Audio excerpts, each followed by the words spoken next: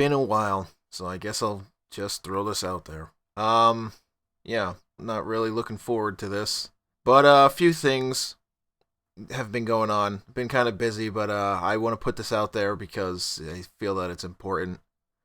Uh, like many people, when the media announced that Trump was really going through with his Muslim ban, I thought, oh boy, maybe this guy was a lot more bite than bark after all. Of course, everybody went into a shit fit because I just there's oh my god, people just no critical thinking skills whatsoever.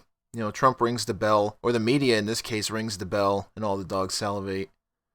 And here was another Pavlovian bell to make the. I hate to use this terminology because it's not. It doesn't really accurately anymore portray or describe kind of the ideological leanings of these groups of people, because everyone's in a race to authoritarianism. But so the left wing went nuts. That's my what I was alluding to. And Bloomberg published this thing: Trump's immigration ban excludes countries with business ties. Now, is that true? So I don't know, but of course, not being one to just swallow anything the press says, I decided to read the actual executive order. I actually decided, well, Trump put this out there. Let's actually read what it said, and it was very enlightening, rather than just get by on hearsay and secondhand accounts from the New York Times, as pretty much all celebrities are doing currently, and shitposting on Twitter. So yeah, I read the full text, the full executive order. It's not that long. It is not very long. So I recommend that everyone should take a look at it. And, being that it's not very long, I read it, and then I read it again. And because I was looking for some particular things in there, if anything would stand out. And it's not this evil Nazi-esque draconian thing that the media is making it out to be. And there's a few interesting things, and I'm going to point them out as I go here. Yeah, I mean, there's a bunch of different places also where you can, online, where you can read the full executive order. CNN's published it, Wall Street Journal, New York Times, etc. As always, I'll post a link in the description, so just go down there. It will be there. It'll probably be the second link, third link. I'm not making this up. I might make mistakes sometimes, from time to time. I might misread something, whatever. But this is not quote-unquote fake news, unlike Bloomberg's business ties story, which Fortune also jumped on. And they cite Bloomberg as their source, which is really funny. So, yeah, like I said, I read the full executive order, and I looked, but I didn't see any country specifically named in the order except Syria. So I'm looking at these, everyone's talking about, like, Iraq, Syria, of course, all these places where the U.S. is engaged in military actions, and of course I fully oppose all that stuff. I'm very anti-interventionist, not tend to be. I mean, unless currently in the world, the U.S. is pretty much the world's boogeyman, and if the U.S. literally took no military action since World War II, the world would be near utopian at the moment. So yeah, I mean, let's put the blame where the blame is due, and that's U.S. military interventionism. But getting off track. So I looked, and I'm like, where did these, is there any truth to this? Countries are excluded because of business ties. Is it all, the government and business? These are great bedfellows. So I'm looking around, and like I said, I read the full executive order, and I didn't see any countries specifically named except Syria. So the Bloomberg story, this is what they wrote, and all the other people who jumped on this bandwagon. They said, his proposed list doesn't include Muslim-majority countries where his Trump organization has done business or pursued potential deals. Now, that's somewhat semi-true, but it's important to note, so what a coincidence, right? Believe me, when I first read this, I thought the same thing. What a coincidence. But it's important to know who created this, So Trump put this list together, and it excludes, just coincidentally, all the countries where he has business deals. What are the odds of that happening? Is that just a coincidence? And I thought it seems unlikely, given the nature of government and business, as I said. but no specific countries are actually mentioned in the order. All that you see is in Section 3. So if I go back here, Section 3 of the order. This is what it says. Suspension of issuance of visas and other immigration benefits to nationals of countries of particular concern. So this is what's really important to latch on to that phrase, countries of particular concern. What does that mean? And how did they compile this list? Well, jump on Google, do a little digging, and what you will find out, how did Trump come up with his countries list of particular? He didn't. He didn't come up with that list. Guess who came up with that list? I bet you'll never guess. Obama. Or the Obama people within that Obama picked, the Obama administration compiled this list. And the Iraq ban, this was something that was that started in 2011. Nobody gave a shit. Nobody gave a shit. So all this shit started in 2011, and under the Obama administration has been slowly growing and growing and growing. So this list of countries, and I might add, the actions to block people from those countries from coming in was initiated by the Obama administration. So fake news strikes again. Fake news strikes again. Yeah, this list of countries that coincidentally excludes Trump business connections. Yeah, this was compiled under the Obama administration. So Trump's executive order is actually just a piggyback on Obama policy. A lot of people don't know this, and this is not, this is not me speculating. I'm going to, here, okay, links in the description. Read it for yourself. Please, by all means. This is not something I'm creating for a screenshot.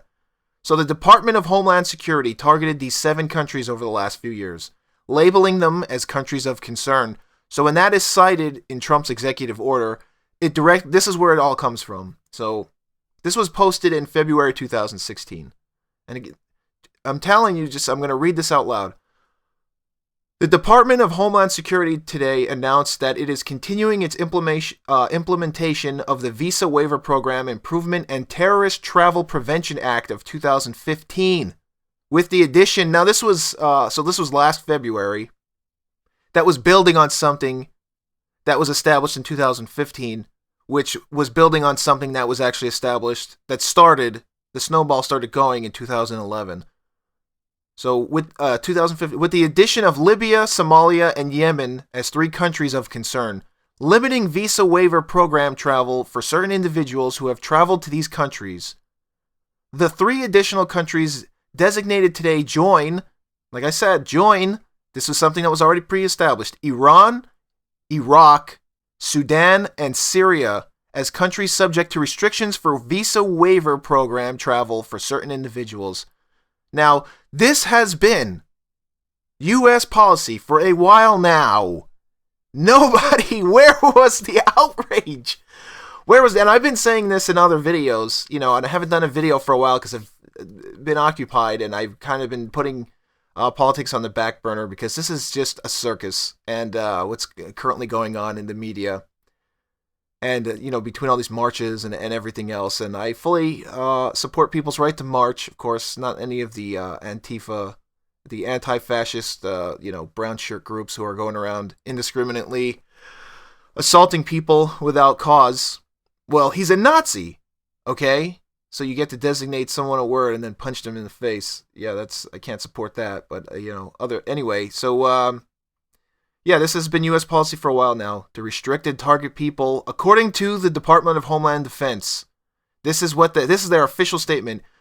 Target people who have been present in Iraq, Syria, Iran, Sudan, and at any time on or after March 1st, 2011, with limited government military exceptions. That's what they put in there, and it started under Obama. And I ask you, where were the protests? Where were the protests? Nobody gave a shit.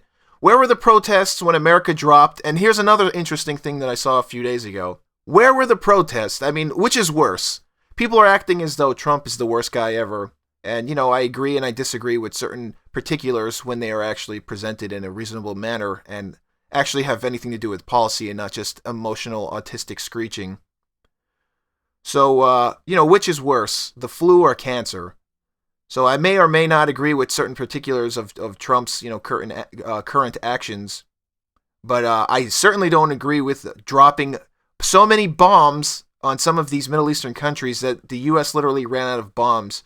So in 2016, over 26,000 bombs were dropped on 5 out of these 7 banned countries that are on this executive order list. Every day for a year, these countries were being bombed to the point where they dropped over 26,000 bombs.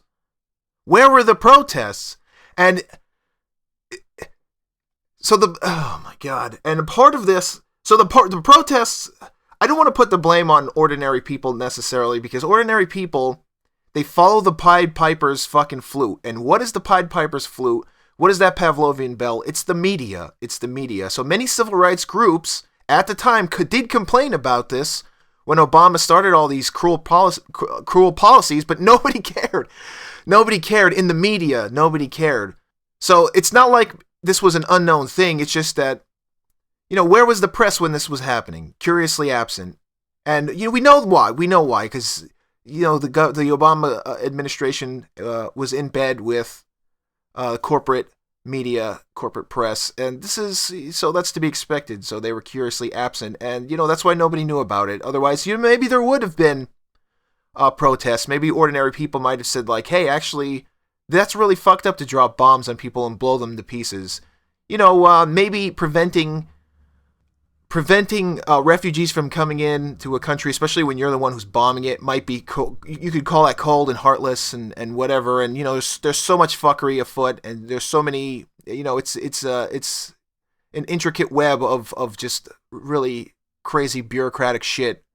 So it's difficult to kind of do two things at the same time in this under the circumstances with this government, the way it operates, because you've got what you think the government's doing, and then you've got what the government really does, and most of that is controlled by the deep state, which is corporate interests and the CIA, shadow figures within certain agencies, and so that's why nobody knew about it, including myself actually at the time. It's truly amazing the power that the media has.